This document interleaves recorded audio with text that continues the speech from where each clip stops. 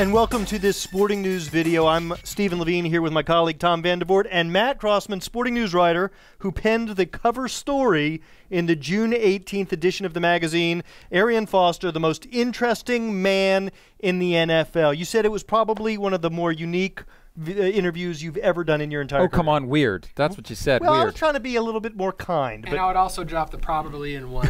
It was the most different interview I've ever done, for sure. We talked about football, but if you would have eavesdropped on that conversation and didn't know who he was, you wouldn't have known he was the NFL. So he's got you out there in the desert screaming off a rock, right? Yeah, he did. We for the photo shoot, he's from Albuquerque, so the interview was in Albuquerque. We went out to the desert to shoot it, and he was getting a little punchy. He's a little goofy by nature. He's a little bit of a wild man, and next thing you know, he's standing on this rock, imploring all of us to scream at the desert all of our deepest desires, and to demand that the universe then provide them to us. But here's my question, because in the NFL, you got a lot of people who I would say perform, sort of manufacture personality, like T.O., Ochocinco, probably the two most famous examples. Is this guy sincere about his unique weirdness, or is it being put on? There's no question. His family, this didn't make it into the story, but his family's favorite story that brings this out is the toaster story, in which he decided essentially that he wanted to be able to sleep in and make it to school and eat breakfast. So what he did was he slept in, he got up, he took a toaster to school and started baking himself toast in the middle of class and then sharing it with everybody, because he thought, I'm not disrupting anybody. I'm not causing any problems. Really? Wait. You're not disrupting anybody? When you're making toast in the classroom? Did his professor share the view that he wasn't disrupting anybody? I don't think so. Otherwise, we wouldn't know the story. So let's talk a little bit about his performance on the field. I mean, led the NFL in rushing last year, 16-16, after not being drafted. 231 yards or something like that in his first game of the 2010 season. I mean, where does that come from? Well, part of it is that the draft is an inexact science, and that when you say somebody wasn't drafted, you automatically assume it's because he wasn't good enough, when in fact he was. He had a bad senior season at Tennessee all around, personally, and it's not professionally, but I use that term. Right, we got you. He played poorly, had a bad year, did poorly at the combine, poorly in his pro day, doesn't get drafted. But that doesn't mean he wasn't good. I mean, he was a second all-time leading rusher in Tennessee history. He'd had a couple of 1,000-yard seasons there, so he's a great player. Just people kind of forgot about it. Well, but that gave him the luxury of picking the team he wanted to play for in some sense. And the Texans, they run that zone blocking scheme, right? It's very good for running backs. It is, and before I could even ask him how he was going to follow up on last year's success, he said, "Well, I'm just a one-year wonder, a product of the system."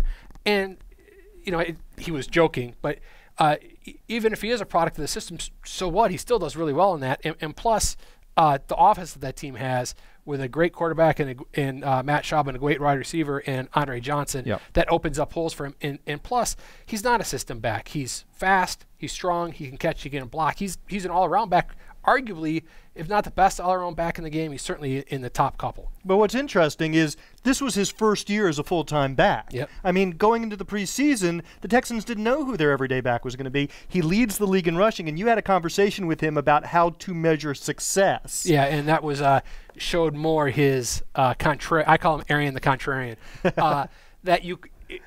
It was annoying in a good way to say, how are you going to follow up on last year's success? And he can't even answer that question, because he doesn't sort of subscribe to the typical definition of success, which was sort of like, come on, man, are you going to have a good year next year or not? But he just, that's not the way his mind works. And he finally just said, this is how I look at it. If I provide for my family, both financially and emotionally, if I'm a good husband, if I'm a good father, if I'm a good man, that's the measure of success.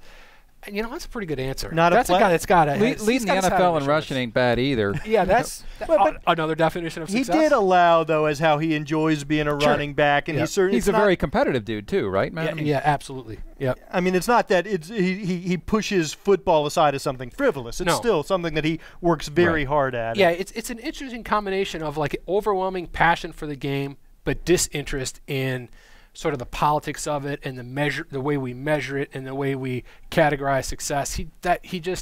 I think it's sincere. He just doesn't get into that. Now, how about this idea of the free thinking guy?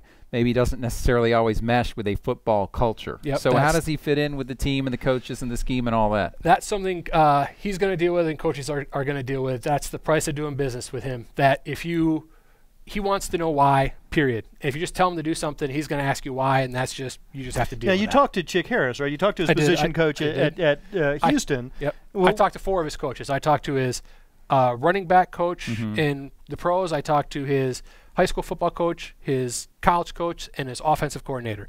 And none of them said they didn't like coaching him, but I think David Cutcliffe put it best when he said he's not the easiest guy in the world to coach, and that's because he's inquisitive. He wants to know why. But if you tell him, you'll gain his respect, and he's yours. Cool. All right. Well, it's definitely worth reading this story in the, what is it? June 18th. July 18th. July 18th. I think I opened July up by 18th. saying June. Well, you were wrong then, too. Yeah. Of the Sporting News, Matt Crossman, thanks for stopping in. Thanks for having me.